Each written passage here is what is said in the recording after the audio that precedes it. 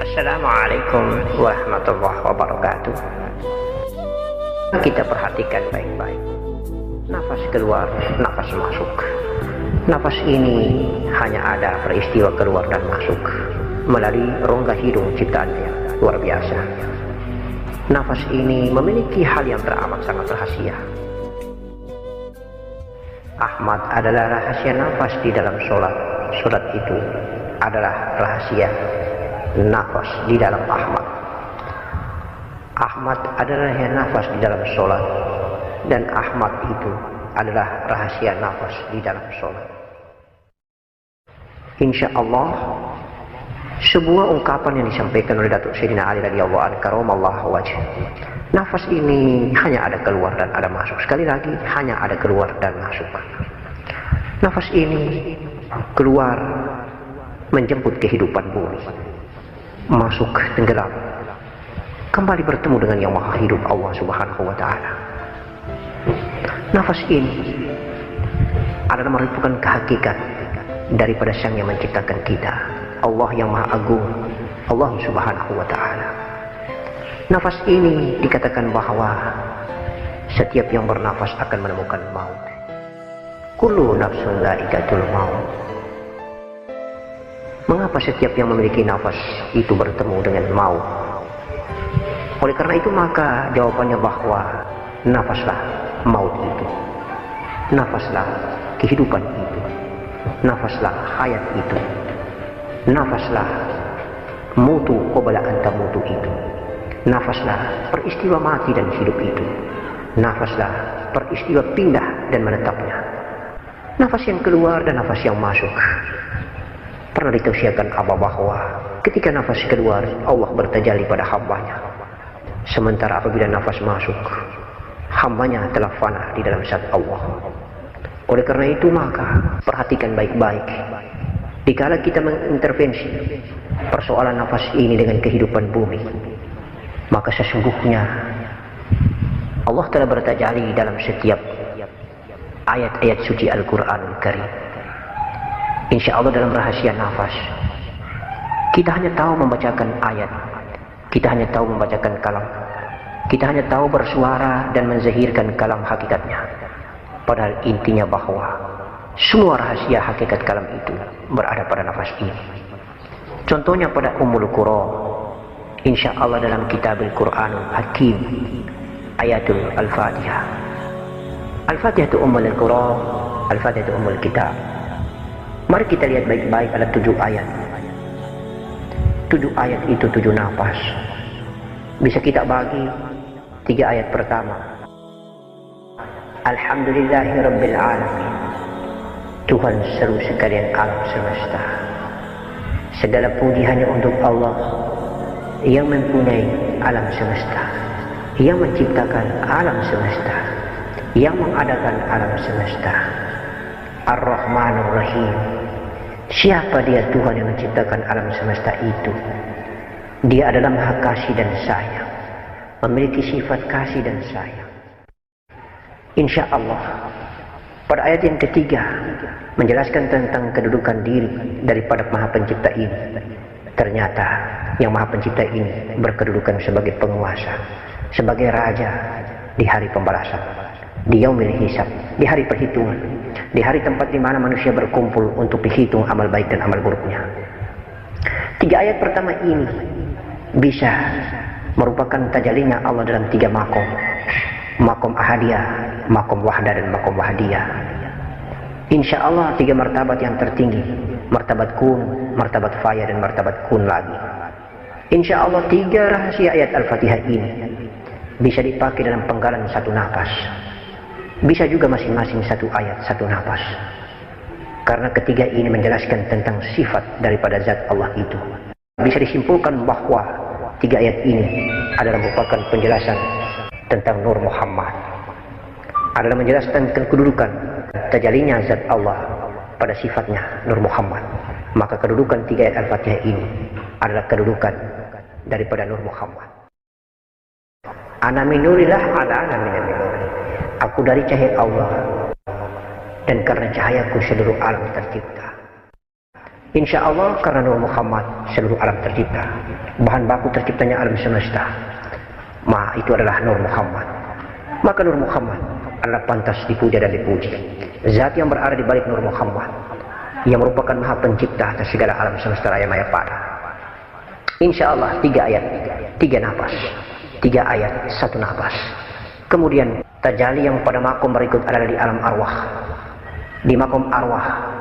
Kemudian makom arwah ini 2 ayat berikut, iyyaka na'budu wa iyyaka nasta'in. Insya Allah alam arwah, makom arwah, alam misa, makom misa, itulah iyyaka na'budu wa iyyaka nasta'in, terjadi pada makom arwah dan makom misa. Terjadi pada makom arwah masih dalam tahapan proses perencanaan untuk berwujud dan menjadi lebih nyata, hingga akan muncul makom yang berikut, makom misa. Lalu pada ayat yang berikut, ihdinas siratal mustaqim, dan sampai selesai siratal ladzina an'amta 'alaihim ghairil maghdubi 'alaihim waladdallin.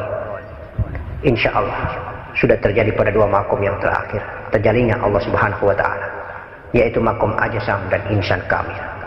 Sebuah kelengkapan daripada kompleksitas makom ini, kolektifnya makom ini, hierarki dan susunan yang begitu rapi yang tidak bisa terpisah dan terlepaskan antara makom atau martabat 3, martabat tertinggi daripada zat, kemudian martabat hamba, martabat Nur Muhammad, daripada martabat arwah, kemudian martabat misal, kemudian martabat ajsam, lalu martabat Adam atau hamba, itulah martabat ajsam dan insan kamil.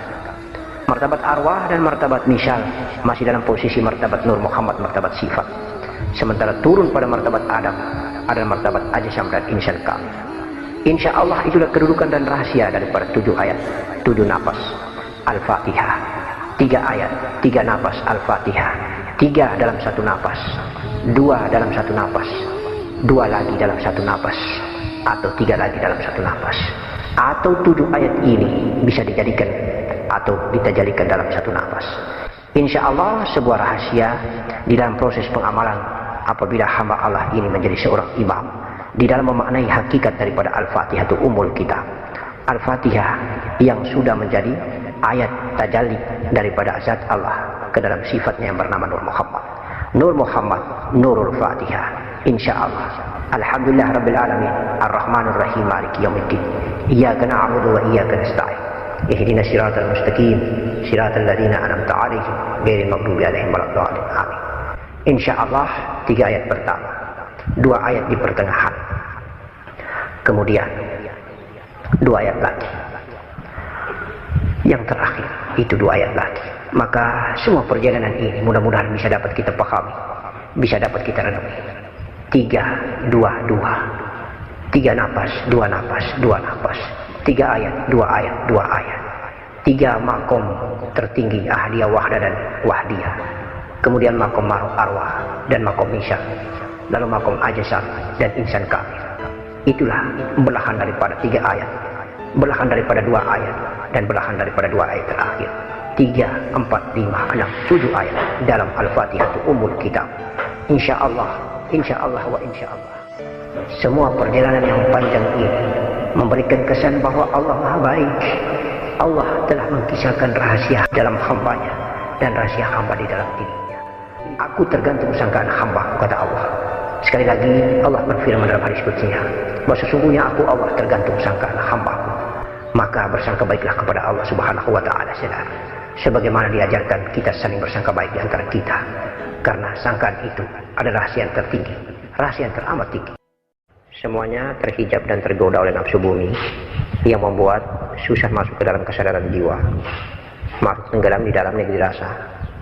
Oleh karena itu maka lebih banyak berpuasa, menahan hawa nafsu, kemudian jagalah 9 pintu, mata, telinga, mulut bicara ini, lidah perkataan ini, dubur dan kemaduan insyaallah, tangan dan kaki, semua 9 pintu kita jaga baik-baik.